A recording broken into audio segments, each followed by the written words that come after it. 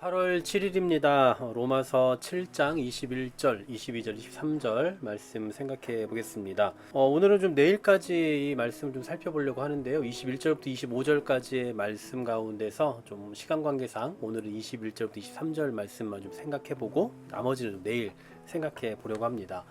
우리가 이미 앞서 생각해 봤던 그 내용들에서는 내 속에 거하고 있는 그 죄가 큰 세력을 가지고 있다, 이런 말씀을 했어요. 그래서 우리 안에 내주하고 있는 그 죄가 얼마나 큰 힘을 가지고 있는지 우리가 어떤 의지를 가지고 이겨내기 힘든, 그러니까 하나님의 율법을 가지고 그것을 토대로 막 이겨내려고 몸부림치지만 그러나 선을 행하지 못하는 그런 무능력함 가운데 있다, 이런 식의 내용들을 앞서 살펴봤습니다. 그래서 이 얘기가 과연 구원받은 사람들, 즉 중생한 성도에 대한 이야기냐 아니면 불신자에 대한 이야기냐, 그런 견해가 나뉘어진다라고 말씀을 했잖아요. 오늘도 그 내용의 연속이라고 볼 수 있을 것 같은데요. 오늘 본문에 보시면 이 21절부터 25절까지의 말씀을 딱 보면 몇 가지 대조가 나오고 있어요. 자, 21절에 먼저 보시면 첫 번째로 하고 있는 대조는 두 가지 자아가 있습니다. 자아예요, 자아. 자, 첫 번째는 선을 행하기 원하는 자아가 있고요. 두 번째로는 악이 함께 있는, 악을 행하고자 하는 그 자아, 두 가지의 자아가 존재하고 있는 거죠. 또 23절에 보시면 이번에는 두 가지 법이 있어요. 자, 첫 번째로는 내 지체 속에서 한 다른 법, 그러니까 그것은 바로 하나님의 법 위에 있는 거죠. 두 번째로는 내 마음의 법이에요. 그래서 이 하나님의 법은 22절에서 말씀하는 것처럼 즐거워하는 결과가 나오지만 내 마음의 법은 그렇지 못하죠. 어쨌든 이 두 가지 법에 대한 이야기가 나오고요. 그 다음에 세 번째로 24절, 25절에 보면 이번에는 두 가지 부르짖음이 나옵니다.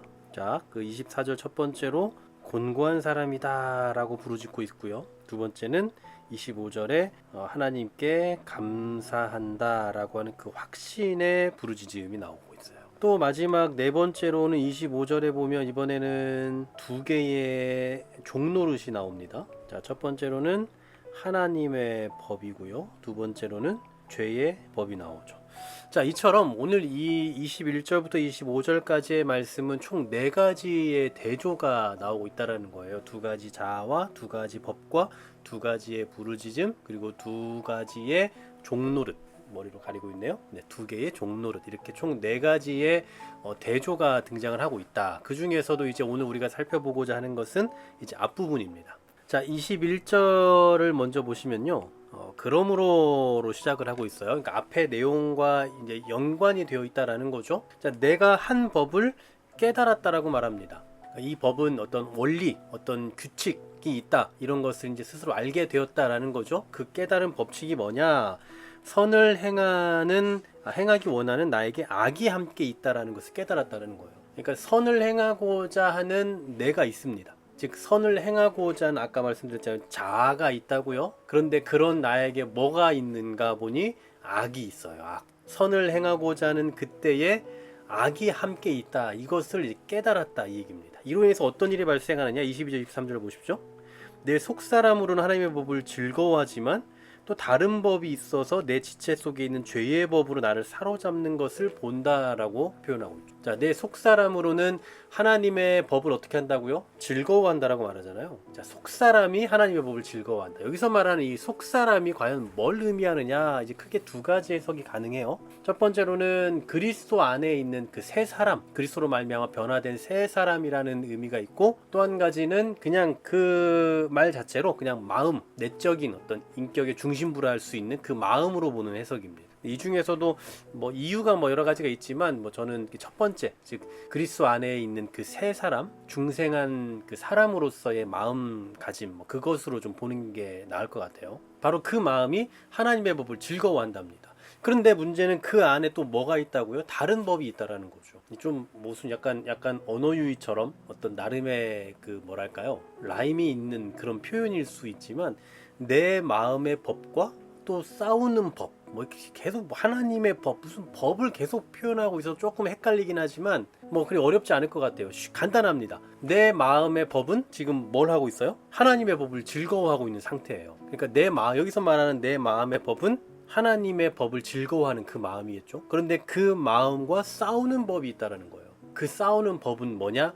내 지체 속에 있는 죄의 법이라고 표현하고 있어요. 근데 문제는 이 죄의 법이 나를 사로잡는 것을 보았대요.